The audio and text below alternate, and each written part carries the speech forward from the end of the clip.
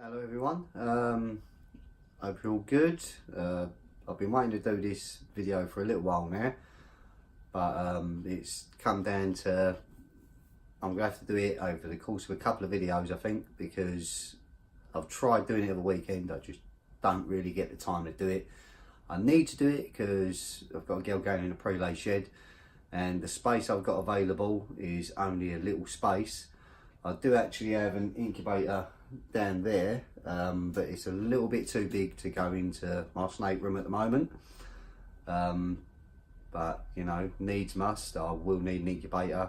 The one I'm going to make will probably hold, I'd say, 3 big clutches, maybe sort of 4 to 6 smaller ones. So I do like using 9-litre rubs normally, but these will only go in a certain way into the incubator I'm using. And like I've said before, I'm going to be turning a normal fridge into, you know, into an incubator, which again, it's pretty straightforward to do. Shouldn't take me too long. But the biggest disadvantage of using a normal fridge is obviously you've got a closed door. So I'm hoping, because it's going to be trial and error for me as well, I've never used a closed door fridge. So I'm hoping that I can show you how easy, if it works, that is, how easy it is to do. But I will be using some perspex, cutting a section out, putting perspex over, bolting it together so that it stays in place, and fingers crossed it holds temperatures good. I've got a feeling it will. Like I say, it's not the hardest thing to do, building an incubator, but we will see. So this video is just literally just the start. I'm just going to show you the fridge, show you what I'm going to use. I'll mark out, I probably won't do it on film, but I'll mark out where I'm going to cut the section out. And yeah, let's hope that all goes to plan, and over the next couple of videos it will turn into a perfectly working incubator. Because I know a lot of people do struggle with what to use. I have behind me as well, I don't know if you can see them on video. Got lots and lots of poly boxes up there, which I could possibly use if I wanted to, but I'm not interested in poly boxes. To me, they're more of a one clutch sort of idea, and I don't want lots of poly boxes with various temperatures. I'd rather have the one unit that holds, like I say, I'm only playing on a few clutches, so 3 or 4 clutches. But yeah, let's have a look at the fridge and we'll go from there. Right, so this is the fridge I'm going to be using. As you can see, just bog standard. They're everywhere if you want to find yourself one. Once they break down, everyone just gets rid. I mean, obviously the thing with fridges and freezers and stuff like that, someone has kindly removed the pump for me already, which you'll find a lot of scrap men decide they want to cut them off, because it is actually legal to release the gas inside the pump. But it's a bit dirty as well, you know, it needs a bit of a clean up. But inside, it's got nice deep levels. The only downside to this one I can see is having these ridges on the side. I mean, I can get heating across the top, heating down the back, and if I want to, heating across the bottom. And on the internal door, as you can see, it is a bit of a mess. I will be cleaning it prior. But on the internal door, you've got these ridges as well. I'm hoping they don't hinder what I want to do with cutting into the front of here.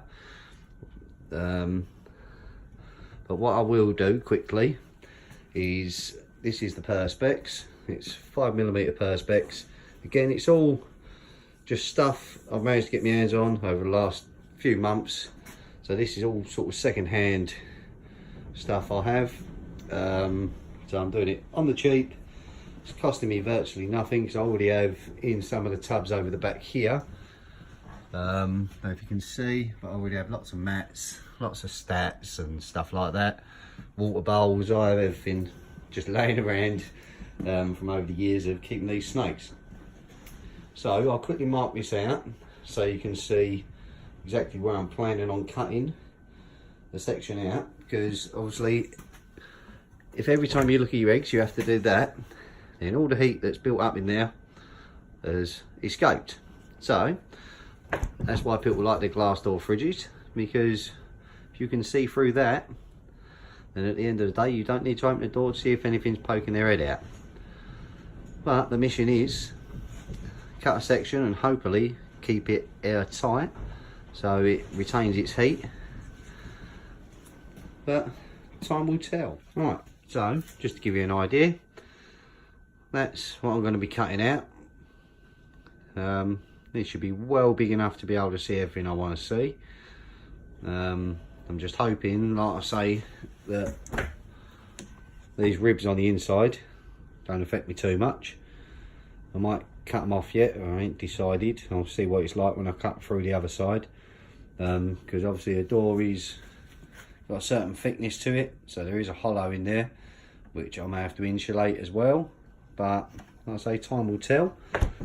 I'd like to get some of it cut tonight, but it's a little bit too late here now. I don't know how the weather is where you guys watching, I don't know how it is there, but at the moment it's windy, it's rainy, it's not very nice. So I wanted to get cracking with this today, but I've had to clean up the man cave a little bit to have some space to be able to do it. But yeah, we shall see how it goes. This isn't the greatest video, I've got to admit. Obviously I promise you guys I'll do a video on making an incubator. This one is obviously not about making an incubator. This is about how I'm planning to make the incubator. Hopefully once I get cracking it'll help you guys, just to, if you can get your hands on a normal fridge rather than a glass door fridge, because I know they are hard to get your hands on, especially like with the reptile community we have nowadays, especially the breeding community we have nowadays.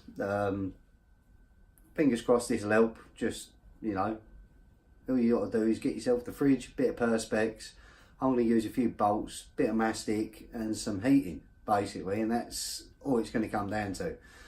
But yeah, hopefully it'll help you out, and yeah, I'll fingers crossed I'll get cracking on it again tomorrow night, because it is getting a bit late here now, so I want to go and start relaxing.